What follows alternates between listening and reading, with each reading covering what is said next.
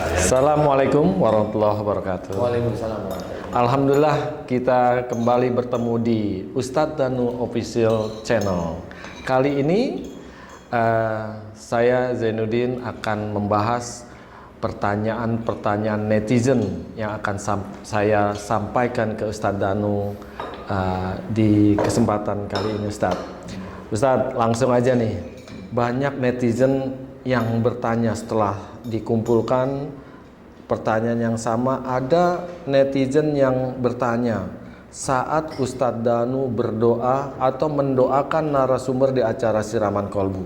Salah satunya adalah Ustadz Danu memohon pada Allah untuk menghancurkan jin-jin atau memotong jin-jin. Padahal jin itu kan nggak bisa mati Ustadz sampai hari yang ditentukan atau hari kiamat. Menurut Ustadz tuh penjelasannya seperti apa Ustadz?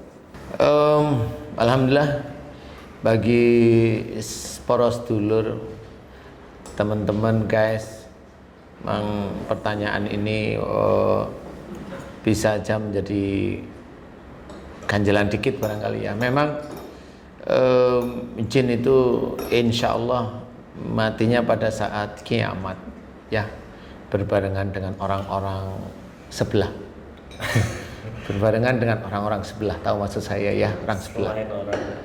Kalau orang muslim sudah meninggal dulu. Kalau orang sebelah matinya kiamat. Saya ulang lagi, kalau orang muslim meninggalnya didahulukan. Tidak mengalami hari kiamat. Ya, kalau muslim meninggalnya didahulukan dan bareng.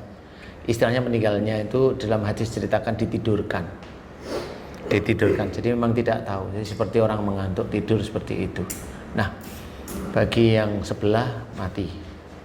Nah, itu barengan dengan para jin yang dimatikan oleh Allah Ta'ala. Nah, bagi doa-doa saya yang dihancurkan, saya mohon kepada Allah Ta'ala jangan dihancurkan.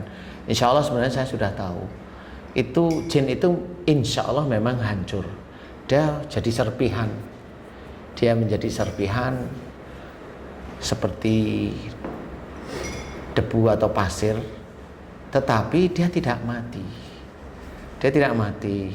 Kalau ada matanya masih kedip. Khusus untuk yang di mata itu kayak masih utuh. Jadi mata itu nggak ikut hancur.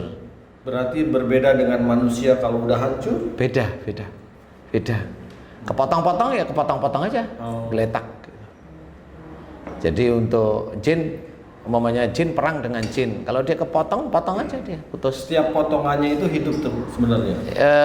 Geletak aja, kalau kepotong geletak dia pasti, biasanya seperti itu. Jadi tidak bergerak lah istilahnya. Tetapi biasanya nanti ada hal tertentu, kalau itu urusannya antara jin dengan jin, biasanya dia pulih dalam waktu 40 hari biasanya begitu. Jadi 40 hari itu dia pulih nanti seperti itu. Kalau jin itu yang menyerupai manusia, apakah itu juga kepotong-potong juga tangannya, palanya, kakinya dan iya kayak gitu. Seperti itu juga. Iya seperti itu. Jadi itu terpotong atau hancur ya hancur aja jadi pasir. Di situ hancurnya di situ. Kemudian kalau dia mati, matanya masih ada di situ dan dia nggak bisa ngerjain apa-apa udah. Dia tinggal nunggu kiamat aja di situ. Jadi tinggal nunggu kiamat. Jadi ada beberapa jin yang memang takut itu di titik-titik itu. Sehingga dia juga sama seperti manusia, takut dibunuh, diancam itu takut. Diancam, ayo kalau nggak mau nanti tak laporan istri kamu, itu takut itu. Kalau komunitas jin itu ada yang istilahnya balas dendam ke Ustadz nggak? Satu rombongan gitu.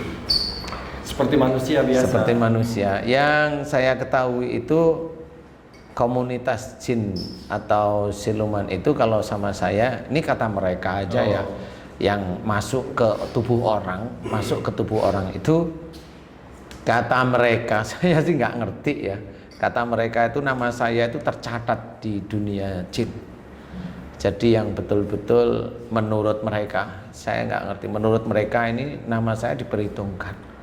jadi bahan omongan. Jadi bahan omongan ceritanya. Oh, kalau di dunia ini itu viral ceritanya. Viral, ya betul.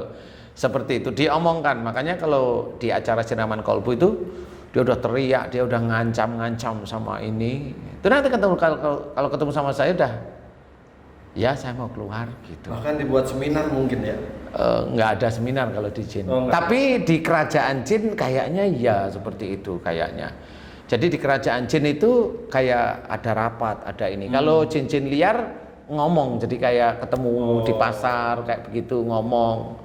Seperti kalau di kerajaan jin rapat pasti. Jadi jin yang ada di kerajaan itu kayak kalau di manusia itu kayak perkumpulan atau sekte atau kayak di kita itu pengajian yang kelompoknya itu gitu. Dan itu kalau jin nggak bisa keluar. Maksudnya nggak bisa keluar tuh, mamanya dia masuk ke klannya Prabu Siliwangi ya dia di situ. Klannya Prabu Brawijaya dia di situ. Klannya Budawaka dia di situ. Klan-klannya. Nah, ini kalau udah menyatu, ya mereka jadi klan sekarang, jadi lebih besar lagi. Klannya Ratu Sima itu kan moksa ya. Kemudian kalau selama ini yang dari klannya Gajah Mada nggak punya klan setahu saya. Terus siapa itu juga moksa itu yang siapa itu namanya Joyoboyo itu juga moksa, itu nggak punya klan dia.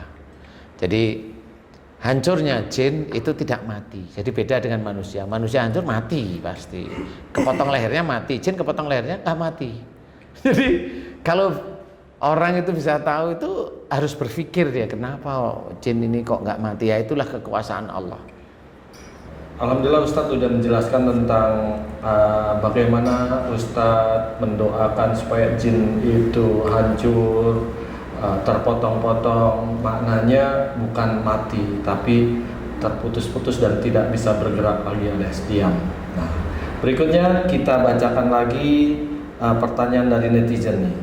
Ustadz, pertanyaan berikutnya adalah bagaimana dengan fenomena tampilnya jin di banyak channel YouTube? Kesannya seperti mereka bukan lagi makhluk gaib. Bagaimana menurut Ustaz? Iya, sebenarnya yang harus diperhatikan oleh orang siapapun sebenarnya gini. Gaib itu ada dua, gaib idofi sama gaib hakiki. Gaib idofi itu kayak mamanya zamannya Rasul tidak ada pesawat terbang, sekarang sudah ada. Itu idofi, gaib. Gaib itu sesuatu yang belum ada pada waktu itu, ada di berikutnya. Itu idofi. Kemudian yang hakiki, gaib hakiki itu apa? Gaib hakiki itu Allah. Itu gaib hakiki, manusia nggak akan sampai. Kemudian surga neraka itu gaib hakiki. Kemudian malaikat itu gaib hakiki bagi hampir semua orang. Kecuali Nabi, Rasul itu beda. Nah, inilah yang harus dibedakan.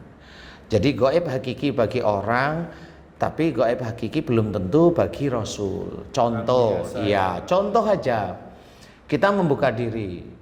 Pada waktu Rasulullah perang Badar, Allah menurunkan, jelas sekali di dalam Al-Quran, Allah menurunkan para malaikat untuk membantu Rasulullah. Dan musuhnya melihat malaikat itu temannya Rasul, itu melihat. Padahal itu gaib hakiki. Tetapi atas izin Allah, para sahabat Rasul yang berperang itu tahu itu malaikat.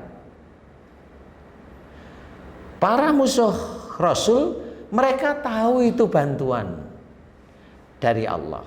Nah, inilah yang harus kita pikirkan bahwa Allah itu punya cara untuk mengetahui.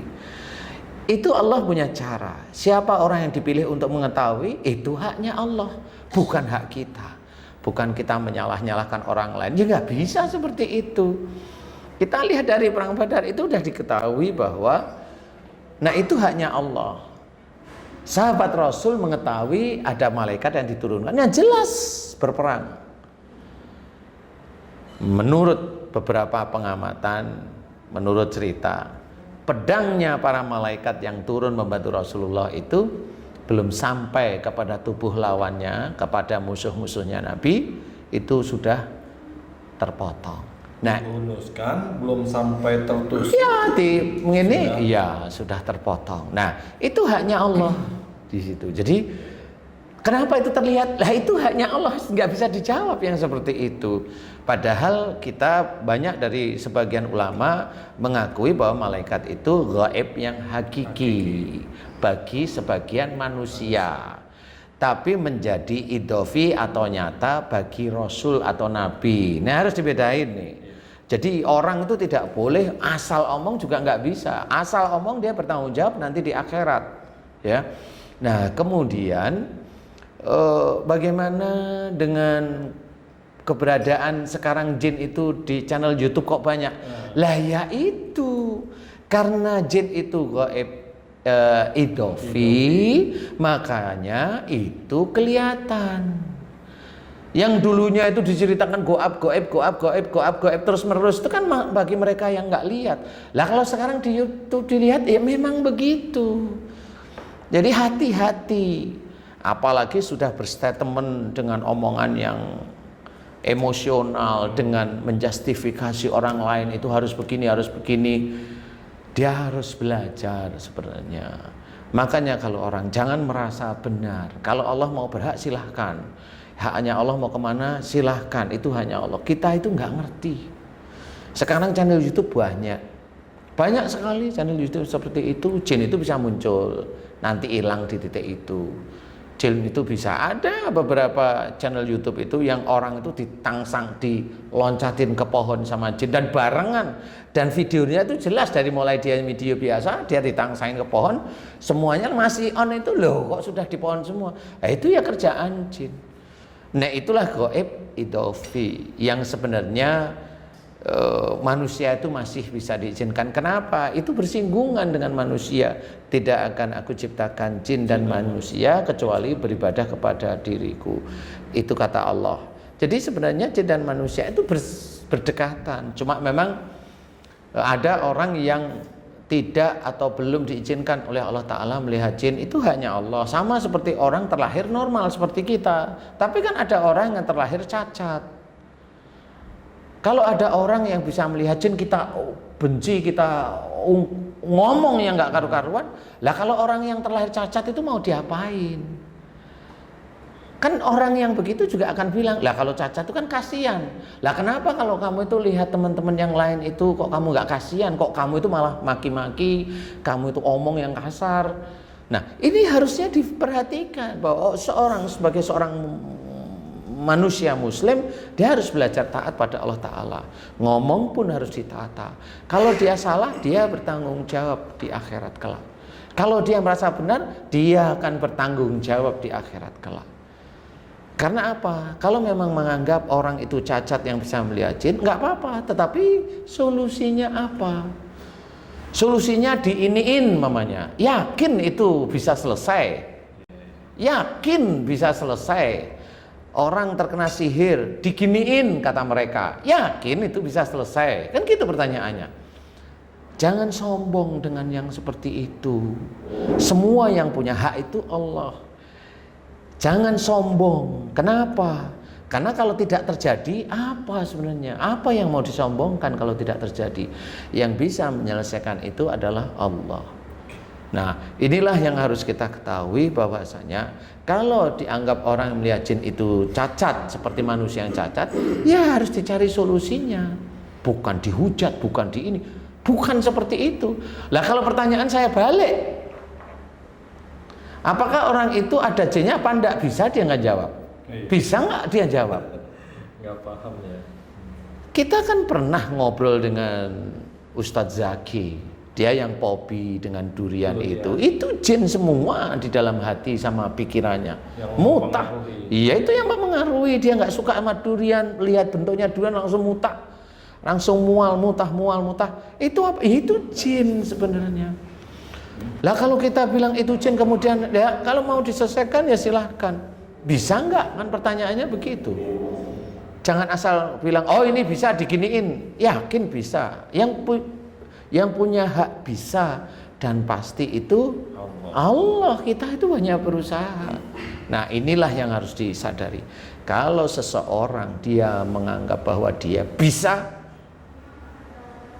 dia bertanggung jawab besok di akhirat. Bisa benar apa tidak? Atau apa yang dia lakukan sebenarnya adalah dia menjadi munafik bagi dirinya sendiri. Karena apa? Karena di dalam tubuh manusia, semua manusia di dunia ini, jin itu banyak. Jumlahnya Banyak. jumlah manusia. Jin itu nggak cuma masuk melalui amalan mantra, enggak. Jin itu bisa masuk melalui emosi, marah, sedih yang berkepanjangan, nafsu yang berkeinginan, marah. Coba kalau ada teman-teman kita, saya bilang teman-teman kita, dia mau mengeluarkan jin, dia maki-maki jin, itu marah, loh itu jin itu masuk. Emang jin yang di situ nggak masuk, tapi jin yang di luar masuk ke dia. Sadar dia? Nggak tahu lah. Kenapa dia nggak tahu? Lah karena otaknya di sini merasa benar. Nggak bisa seperti itu. Dia harus belajar beneran yang seperti itu. Referensi itu tidak bisa satu. Kenapa tidak bisa satu? Contoh, kita belajar agama. Satu sisi, satu umpamanya. Kita belajar, bisa aja kita belajar dari Ustadz Adi Hidayat yang hebat di dalam hafalan Quran, ya. Itu harus belajar. Umpamanya belajar dengan Ustadz Abdul Somad, beliau hafal dengan berbagai hadis. Itu kan beda-beda. Tapi kan nggak bisa. Kemudian Ustadz yang lain, umpamanya kita itu hanya cuma, oh saya dengan Ustadz ini aja, yang lain enggak. Yuk kan nggak boleh seperti yang lain di luar ini langsung bid'ah, ditolak. Enggak seperti itu. Ini manusia semua, masih ada kekeliruan, masih ada kekurangan, masih ada salah di hadapan Allah Ta'ala. Enggak bisa seperti itu. Apakah yakin dengan mengikuti satu orang, dua orang yang dia sebarkan melalui video, yakin orang itu benar? Yakin orang itu benar? Kalau saya tetap tidak. Kenapa? Saya bilang kebenaran itu milik Allah Ta'ala. Sebagai seorang manusia, tidak ada kebenaran kecuali tingkah lakunya dia mencerminkan dia betul-betul seorang yang membawa kebenaran. Kan beda. Orang membawa kebenaran itu beda. Menenangkan, paham, ada gejolak itu benar-benar redam pun dengan kata-kata yang baik. Nah, di sini harus diketahui bahwa jin itu memang bisa dia muncul di layar YouTube dan sebagainya. Itu normal menurut saya. Dari dulu saya nggak pernah ini, normal kok itu. Menurut saya normal. Kalaupun malaikat itu muncul normal, tapi tinggal siapa orangnya yang bisa melihat malaikat. Hanya gitu aja kalau saya lihat momennya, oh ini orang ini kayaknya imannya bagus ya, monggo silahkan. Kalau saya protes, enggak saya protes. Kali memang Allah memberikan pada dia, kali kalau saya. Paling tidak yang sakaratul maut ya. Ya tanya lah yang sakaratul maut, enggak tahu juga. Oh sakaratul maut selesai lah, mau tanya lihat malaikat kagak, kan nggak ngerti. Iya. Nah disinilah sebenarnya susahnya kita. Jadi kita harus belajar dewasa, kita belajar untuk untuk memahami bahwa ilmu itu harus dikaji terus menerus. Orang kan tidak pernah tahu kenapa orang bisa sakit. Coba orang berpikir enggak? Orang yang katanya dia itu enggak ada jin atau katanya dia bersih. Kalau saya jawab jujur nih bagi guys nih, sedulur dan sebagainya. Kalau saya jawab jujur, orang yang sakit, ini jujur saya jawab, sebenarnya orang tersebut itu ada jin di titik sakit. Di titik sakit itu ada jin. Nah jin yang mana di titik sakit itu?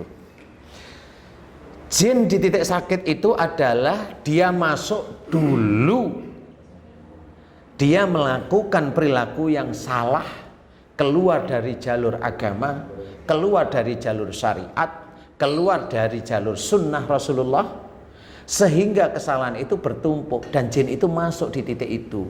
Salah satunya adalah kenapa saya menjawab kalau seseorang itu sakit di punggung bagian bawah, di tulang ekor, di daerah-daerah dekat situ, itu selalu hampir sama, menyimpan marah dengan tinggal umur. Kalau umur di bawah 45 dengan orang tua. Kalau umur di atas 45 dengan pasangan. Kenapa itu seperti itu?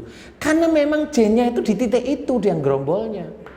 Nah, di titik itulah sebenarnya mereka tidak akan pernah paham. Saya cerita sekarang, itu jin. Tadi kan Ini belum selesai loh. belum. Silakan. Menyambung pemirsa nanya nih, Iya. netizen. Boleh. Tadi kan soal penyakit, Ustaz. Saya udah kelompokkan lagi per penyakit nih. Netizen nanya, penyakit asma, Ustaz. Banyak sekali nih yang nanya tentang penyakit asma. Yang hubungan tadi Ustaz menjelaskan tentang jin itu ada di titik tempat sakit itu. Kalau dengan asma, sebelumnya teruskan dulu baru nanti. Oke, boleh. Begini, sedulur. Jadi semua orang kenapa saya bilang di tubuh orang itu banyak jin, saya sih senyum-senyum. Saya nggak pernah menyalahkan saudara-saudara saya. Karena sebenarnya di titik sakit itulah, mau dia gagal ginjal, mau dia kena TBC, mau dia kena gatal-gatal, mau dia kena batuk ini. Walaupun batuk, pusing. Semua penyakit ini jin, makhluk Allah Ta'ala. Sebagian bisa diredam, saya nggak bilang disembuhkan, diredam dengan obat-obat teman-teman kita dokter, diredam, saya nggak bilang disembuhkan, karena penyakit itu akan muncul lagi pasti, ya. Itu sebenarnya jin, siapapun orangnya, orang yang dia bilang pembenci jin nomor 1 di dunia ini, di Indonesia lah paling tidak. Di Indonesia aja. Orangnya siapa? Oh biasa ngejar-ngejar orang yang nyala-nyalain orang. Itu dia juga sama. Kalau dia gatel-gatel, ya itu jin. Kalau dia batuk, ya itu jin. Kalau dia itu kalau ngomong matanya melotot, ya itu jin juga sama. Paham sekarang? Makanya kalau saya ada orang yang kena jin, sihir, saya selalu tersenyum. Kenapa? Loh, termasuk saya sendiri juga ada jin di tubuh saya. Saya berusaha berubah karena apa? Karena saya berusaha menghilangkan jin yang ada dalam tubuh saya. Dengan apa? Berperilaku seperti cara-cara akhlaknya Rasulullah. Itu bicara santun. Kalau bicara kasar, ini omongan mulut itu banyak jin. Salah satunya sariawan. Sariawan itu juga jin. Makanya kalau minum vitamin C nggak pernah bisa sembuh. Nanti muncul lagi. Karena apa? Ya itulah jin. Kalau dia nggak pernah berusaha untuk belajar jadi baik, sariawan itu tetap ada. Nah, kalau ada anak kena kanker sama. Yang salah siapa? Orang tuanya. Kenapa bisa kanker? Karena orang tuanya si anak ini marah, jengkel kepada orang tuanya lagi, atau kakek neneknya si adik yang sakit ini. Itu kenapa? Itu karena jin. Loh, kenapa jin dimasukkan? Itu atribut dari Allah Ta'ala, dimasukkan ke tubuh, kemudian dimunculkan oleh Allah Ta'ala dalam bentuk sakit. Makanya di dalam Quran diceritakan, wa ma asabakum min musibatin fa bima kasabat aydikum. Itu jelas, apa saja musibah yang kau terima itu disebabkan dari buah tanganmu sendiri. Allah itu nggak salah. Yang salah itu orangnya yang sok pinter, nggak ngerti dalil asal. Lah ya itu jadinya nyalahkan saudara-saudaranya sendiri, padahal dia itu lupa kalau dia salah. Nah ini saya ceritakan, siapapun orangnya, kalau memang dia itu nggak mau, ayo kita diskusi, bukan diskusi, yuk kita buktiin bisa ngobatin penyakit apa, termasuk asma ini nanti. Kenapa? Kalau dia tidak paham tentang penyakit ini, dia nggak bisa. Tapi kenapa? Pasien-pasien saya, pada waktu saya bilang, Mbak, Ibu, Pak, ada nggak kejengkelan yang disimpan di dalam keluarga, entah sama orang tua atau sama istri atau sama suami? Dia jawab, saya sering menyimpan jengkel dengan pasangan hidup saya. Boleh, mulai hari ini maafkan dia karena Allah Ta'ala. Beliau mau, kemudian langsung penyakitnya hilang. Kenapa penyakit itu bisa hilang secepat itu? Sakit itu bisa hilang secepat itu. Karena Allah itu lebih dekat daripada urat nadi di leher kita. Kalau orang itu siap, dia itu berubah di hadapan Allah, nggak nunggu obat, dia siap berubah, penyakit itu diambil oleh Allah Ta'ala. Itulah Allah. Nah, teman-teman kita yang lain, saudara kita nggak ngerti yang begitu. Yang begitu itu salahkan. Karena apa? Karena dia tahu jin kayak, loh, yang bilang tahu jin itu siapa? Kan gitu nih. Nah ini tentang asma juga. Pusing nggak? Pusing. Tetapi ini ilmu. Dengarkan ilmu saya baik-baik. Saya tidak akan menyindir yang lain-lain, tetapi saya memberikan ilmu. Punya enggak beliau-beliau itu ilmu seperti saya yang dititipkan oleh Allah Ta'ala kepada saya, yaitu memahami tentang penyakit dari sisi akhlak.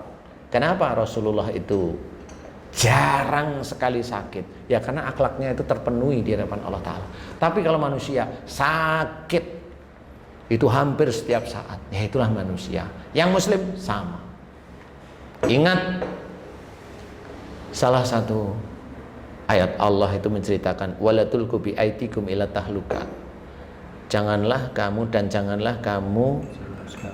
menjerumuskan dirimu dengan perbuatanmu ke dalam kebinasaan. Ini hati-hati. Kalau kita ingin betul-betul bijak, seorang manusia muslim, saya nggak bilang tetangga sebelah, muslim, dia bisa menjadi pembunuh bagi dirinya sendiri. Karena di sini dijelaskan, berarti seseorang tersebut itu bisa menjadi bunuh diri, dilihat dari ayat ini. Kenapa? Makanya wala tulqu bi aitikum ilah tahlukat ini dibarengi dengan belakangnya wa ahsinu. Nah, ini hati-hati. Dan berbuat baiklah. Nah, ini Allah. Padahal di sini dijelaskan kalau orang itu menjerumuskan diri dalam kebinasaan itu berarti berbuat jelek. Kebalikannya, berbuat jelek itu bukan hanya nyuri, bukan ngerampok, bukan. Memaki orang itu jelek. Memaki orang itu jelek. Rasulullah Muhammad Sallallahu Alaihi Wasallam tidak pernah memaki seseorang, marah kepada seseorang. Enggak. Kenapa kita sebagai umatnya Rasul kok merasa lebih hebat? Enggak. Nah, ini harus kita ketahui. Nah, ini menyambung tadi. Mudah-mudahan ini menjadi pikiran ya. Ayat tadi wala tulqu bi aitikum ila tahluka wa asinu. Dan berbuat baiklah. Nah, ini kunci. Saya belum mau menerangkan. Tapi intinya adalah Allah mengajarkan untuk berbuat baik. Berbuat baik adalah mengikuti. Berbuat baik ini atiullaha wa rasul. Nah, itu jelas. Taatlah kepada Allah dan Rasul. Taat pada Allah berarti menjalankan perintah Allah yang ada dalam Quran, dan taat pada Rasul adalah menjalankan sunnah Rasul. Itu kunci penjelasannya, insya Allah kalau diizinkan besok-besok.